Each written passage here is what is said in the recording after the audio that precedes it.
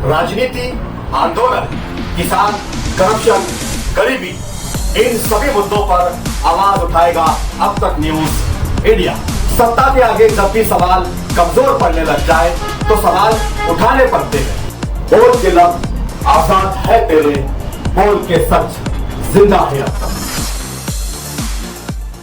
14 मे 2024 रोजी नाशिक ग्रामीण जिल्ह्यातील वडनेर खाकुडी पोलीस स्टेशनच्या हद्दीमध्ये अजंग या गावामध्ये 8.5 वर्ष वयाच्या मुलीच्या अपहरणाचा प्रकार घडला होता।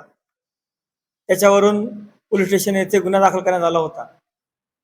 दिनांक 15 मे 2024 रोजी सदर प्रकरणातील अपहरित मुलीचा मृतदेह अजंग गावाला लागून असलेल्या मोसम नदीच्या पात्रातील विहिरीमध्ये मिळून आला होता।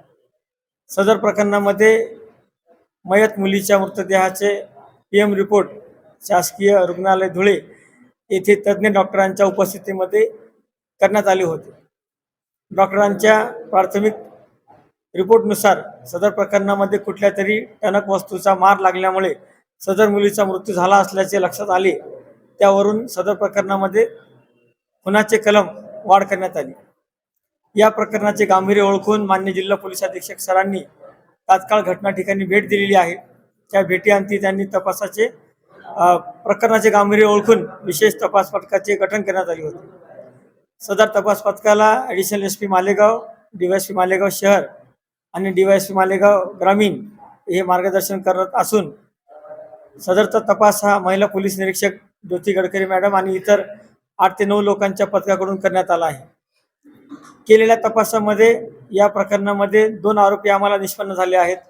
दोन्ही आरोपितांना पोलिसांनी अटक केलेली आहे। त्यांना मान्य कोर्टापुढे हजर केले असता त्यांचा PCR मंजूर झालेला आहे। अटकेतील आरोपितांकडे तपास चालू आहे।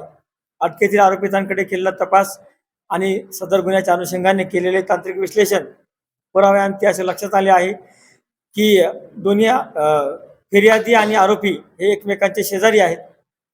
शेजारी असल्यावरून त्यांचे मुलांच्या खेळण्यावरून आणि इतर कारणावरून वाद होत होते। या वादाच्या पर्यवसन हा गुन्हा घडण्यामध्ये झालेले आहे।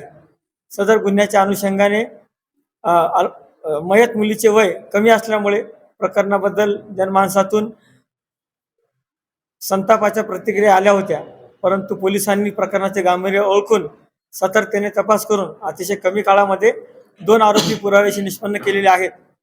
या प्रकरणाच्या अनुषंगाने पोलीस दलाकडून असे आवाहन देखील करण्यात येत आहे की कोणीही कोणत्याही प्रकारच्या अफवा सोशल मीडियावर पसरवू नये आणि कोणत्याही प्रकारे याच्यामध्ये कुठल्याही प्रकारे चुकीचे प्रकार करून कायदा हातामध्ये घेऊ नये।